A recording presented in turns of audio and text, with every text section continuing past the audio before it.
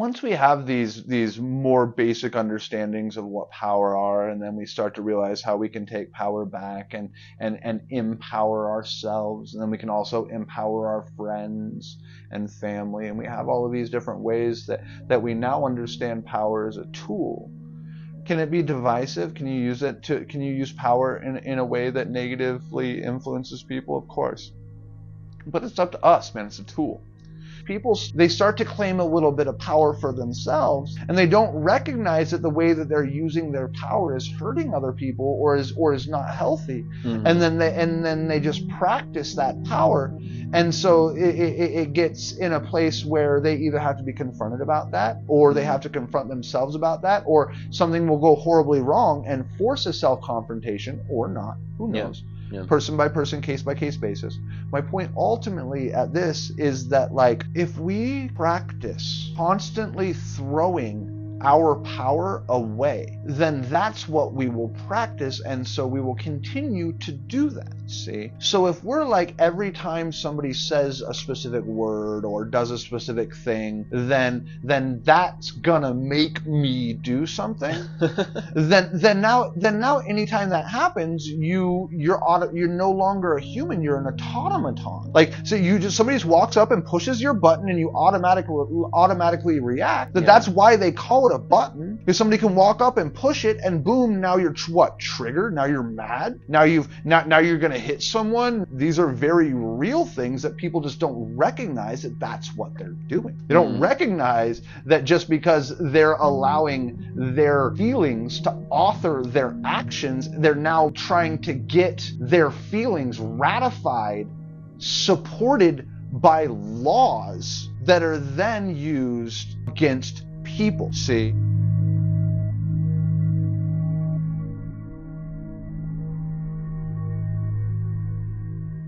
So we've talked about kind of a bit about like the reclaiming of power and how to recognize our own power and to like start taking it back. And little by little, once we start reclaiming bits of power, we start to build like more confidence about like, oh hey, like this is something I can actually do, which allows you to take back more and more power, you know. But like anything, you know, it's up to you to use it responsibly. It's a tool. And all tools, it's on us about how we use them, you know, like you can use a hammer to like hammer in a nail, or you could use a hammer to like smash an egg. You know what I'm saying? Like, just because a hammer can smash an egg doesn't mean that you should use a hammer to smash an egg next time you're trying to make scrambled eggs. As a doctor or as a surgeon, you could save a life with a scalpel. You know what I'm saying? Yeah. You know, or as a terrible surgeon, someone who shouldn't be a surgeon, you could take a life with a scalpel. Yeah, exactly. So I mean, just because a tool is capable of giving life literally or taking away life literally doesn't make a scalpel evil or good. It just makes the scalpel a tool. How that tool is used past a certain point is on the user of said tool. Just because you've given away a bit of power doesn't mean that power is gone forever. It doesn't mean you can't reclaim that back for yourself.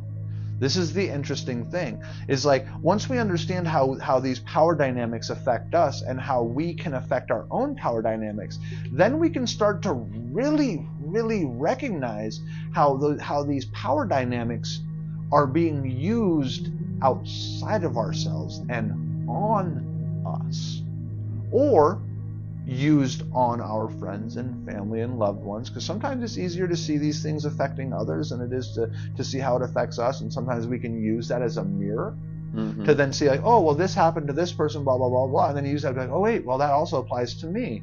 And you can use that as a mirror to do self-investigation, see? And so that's another way of using your own power. You can learn from others' mistakes without having to make the same mistake.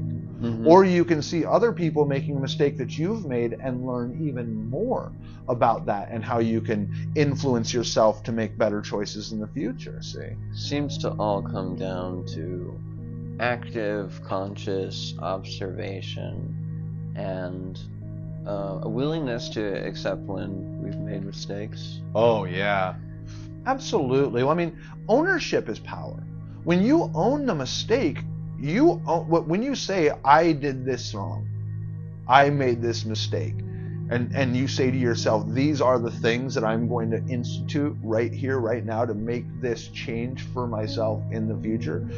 That's so much power. That's so much power in your own universe to affect your own world. That's so much power. Like and when you don't have that for yourself, when you don't take that power back, when you aren't owning your own actions, when your actions are ran by your feelings, when you can justify making actions out of other places other than your own core, who you are, your own values, your own understanding of how the world works, and then you can move forward in a way that's less detrimental to others while being far more positive for yourself. All moves have a intrinsic cost, whether that intrinsic cost is the physical caloric cost of walking to work, or whether it's the cost of the amount of time that you now have to spend getting to and from work.